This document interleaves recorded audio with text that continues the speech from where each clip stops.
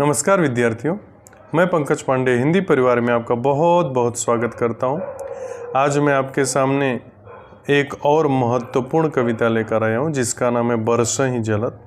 बरसहि का अर्थ होता है बरस रहे हैं और जलत का अर्थ होता है बादल, अर्थात बादल बरस रहे हैं। ये गोस्वामी तुलसीदास जी द्वारा रचित उनके महाकाव्य श्री रामचरितमानस के किष्किंधा कांड से लिया गया। रामचरितमानस तुलसीदास जी द्वारा रचित बहुत सुंदर ग्रंथ है जिसमें 7 कांड हैं, जिसमें से एक कांड है किष्किंधा कांड और ये उसी का थोड़ा सा अंश हमारे सामने पेश किया गया है। और ये घटना उस समय की है जब माँ सीता का अपहरण हो गया है और बारिश का मौसम है। श्री राम प्रभु और लक्ष्मण जी माँ सीता की खोज में जंगल में घूम रहे हैं और बारिश का मौसम है तो आसमान में बादल छाए हुए हैं और वो जो वातावरण है, जो एनवायरनमेंट है, उसको देखकर ना प्रभु श्री राम डर रहे हैं कि ऐसी हालत में, ऐसे सिचुएशन में हमारी सीता कहाँ होगी, हमारी धर्मपत्नी कहाँ होगी। तो उसी का वर्णन इसमें गोस्वामी तुलसीदास ने बहुत ही खूबसूरत ढंग से किया है और ये कविता आपके बोर्ड एग्ज़ाम की दृष्टि से बहुत ही महत्वपूर्ण है क्योंकि इसमें बहुत सारे कठिन शब्द आए हैं और लगभग हर एक शब्दों का वर्ड मीनिंग है। इसलिए इस कविता को ध्यान से और अच्छे से ज़रूर समझिएगा। और अगर आप चाहते हैं कविता आपको अच्छे से समझ में आए तो वीडियो अंत तक ज़रूर देखिएगा। मैं आपको भरोसा दिलाता हूँ कि आपने वीडियो अंत तक देखा तो आपका सारा डाउट्स क्लियर हो जाएगा।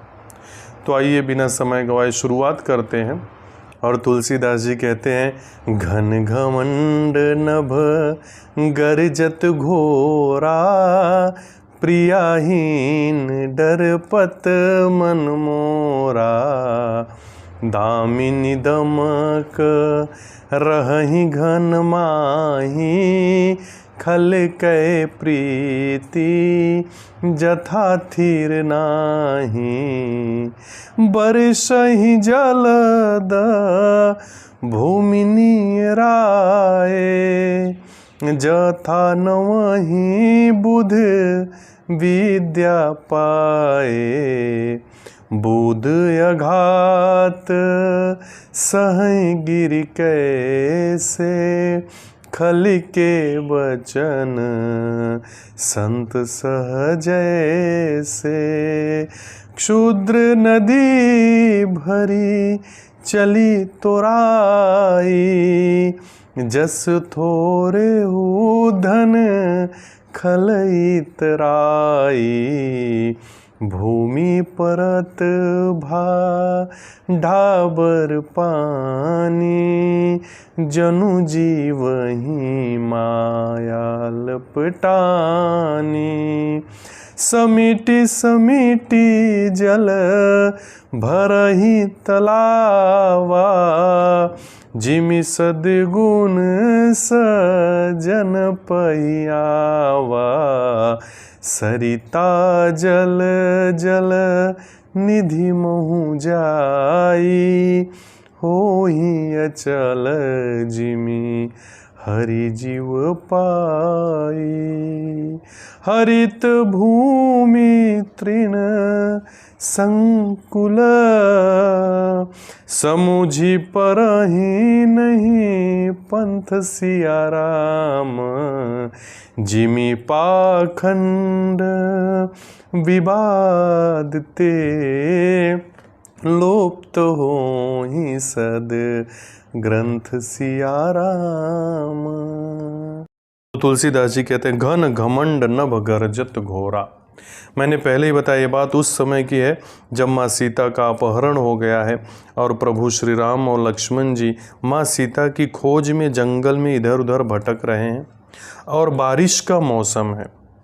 तो ऐसे में प्रभु श्री राम का मन डर रहा है कि ये बारिश के मौसम में, ऐसे समय में मेरी पत्नी सीता कहाँ होगी। तो वो लक्ष्मण जी से कह रहे हैं कि हे लक्ष्मण, घन घमंड नभ गर्जत घोरा।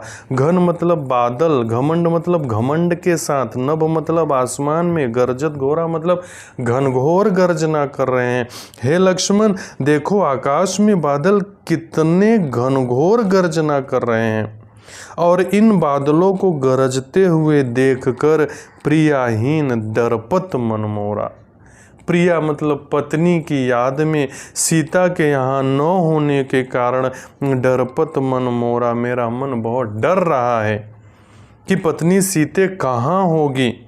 और दामिनी दमक रही घन माही, दामिनी मतलब बिजली, हे लक्ष्मण दामिनी दमक, दमक मतलब चमक रही है, घन माही मतलब बादलों में, बादलों में बिजली भी उसी प्रकार चमक रही है। खल कै प्रीति जथा थिर नाही, खल मतलब दुष्ट, प्रीति मतलब प्रेम, जैसे दुष्ट व्यक्तियों का प्रेम एक जगह स्थिर नहीं रहता, उन्हें आज किसी से प्रेम है तो कल किसी और से प्रेम हो जाता है, उनका प्रेम एक जगह स्थिर नहीं रहता। उसी प्रकार से आसमान में बिजलियों का चमकना भी एक जगह स्थिर नहीं है, कभी यहाँ चमक रहे हैं, कभी वहाँ, कभी दूसरी जगह, कभी तीसरी जगह। उनको ऐसे चमकते हुए देखकर मेरा मन बहुत डर रहा है। और बरसहि जलद भूमि नियराए, और ये जो जलद है, बादल है, बरसे मतलब बरस रहे हैं, भूमि नियराए मतलब धरती के पास आकर, धरती के पास झुक कर ऐसे बरस रहे हैं। जथा नवहि बुद्धि विद्या पाए, जथा मतलब जैसे, नवहि मतलब विनम्र होकर, झुक कर, सर झुकाकर, बुद्ध मतलब बुद्धिमान लोग विद्या ग्रहण करते हैं, उसी प्रकार ये बादल धरती के पास झुक कर बरस रहे हैं। और इनको बरसते हुए देखकर मेरा मन बहुत डर रहा है। आगे कहते हैं कि हे लक्ष्मण जी, बूंद आघात सहहि गिर कैसे, ये बारिश की जो बूंदें हैं उनकी जो आघात है, चोट है, उसको गिर मतलब पहाड़, सहहि मतलब सह रहे हैं, सहन कर रहे हैं, उसी प्रकार सहन कर रहे हैं। खल के वचन संत सह जैसे, खल मतलब दुष्ट, दुष्ट व्यक्ति के वचन को, बातों को संत सह जैसे, जैसे सज्जन लोग चुपचाप सहन कर जाते हैं, उसी प्रकार ये गिर भी, पहाड़ भी बारिश की बूंदों की चोटों को चुपचाप सहन कर रहे हैं। आगे श्री राम जी कहते हैं कि हे लक्ष्मण, क्षुद्र नदी भरी चली तोड़ाई, ये छोटी छोटी नदियां भी देखो बारिश के मौसम में चली भरी तोड़ाई, तोड़ाई मतलब अपने लिमिट को क्रॉस करके, अपने सीमा बंधन को तोड़ करके उसी प्रकार आगे जा रही हैं। जस थोड़े उधन खल इतराई, जैसे थोड़े से धन को पाकर, खल मतलब दुष्ट, इतराई मतलब इतरा कर चलता है, घमंड में चलता है, एटीट्यूड में चलता है, उसी प्रकार से ये बारिश के मौसम में छोटी छोटी नदियां भी अपने लिमिट को क्रॉस करके घमंड में आगे जा रही हैं। और आगे श्री राम प्रभु कहते हैं कि हे लक्ष्मण, भूमि परत बा ढाबर पानी, भूमि मतलब धरती पर, परत मतलब पड़ते ही, ढाबर मतलब मटमैला गंदा, पानी मतलब पानी, ये बारिश का शुद्ध पानी धरती पर पड़ते ही उसी तरह से गंदा हो जा रहा है, मटमैला हो जा रहा है।